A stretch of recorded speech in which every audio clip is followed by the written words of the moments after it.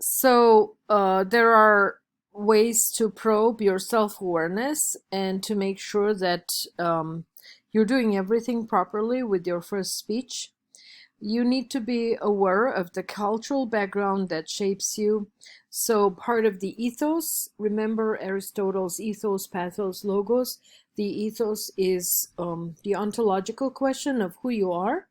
What's your background? What are your beliefs and what are your views? How did you grow up? What was the environment in which you grew up?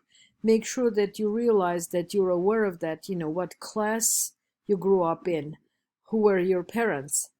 Um, a person who has had a strong impact on your life, be aware of that person and maybe mention if you've learned something from a highly visible figure, historical figure, some unusual experiences that have affected your life or have shaped you as an individual, as a professional, in your case, as a student.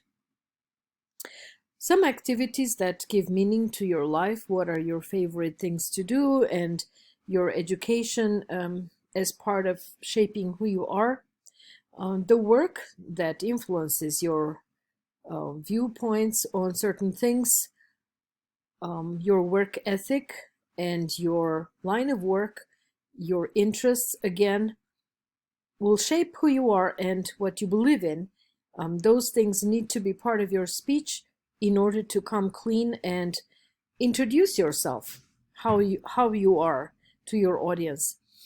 Speak about important goals or purposes in your life and some values that are important to you. So these probes of self-awareness would be elements to put in your introduction if you're introducing yourself. If you're going to do an introduction of another person, let's say you're in charge of introducing the speaker at a big event, at commencement, for example, you're introducing the guest of honor or the honorary degree awardee. Think about the background of that person. For example, if you read biographies of well-known people, Sonia Sotomayor, for instance, what is her background? What shaped her? I'm not saying that you should definitely pick an important figure and build your story around their bio, but sometimes their background would be one of the most influential aspects of making that person. So in an introduction, again, the background, environment, the influences, experiences that have happened to you, activities that give meaning to your life, the work that influences your worldview, the goals and purposes in your life, and values that you believe in. Those points can work both as parts of self-introduction and an introduction of another person. So with this, we're going back again, just to summarize. You need to be dynamic. You need to show goodwill.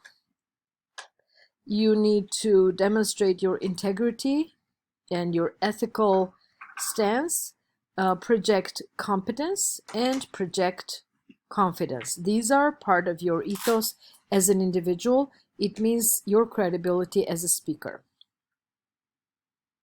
So that concludes our chapter 3.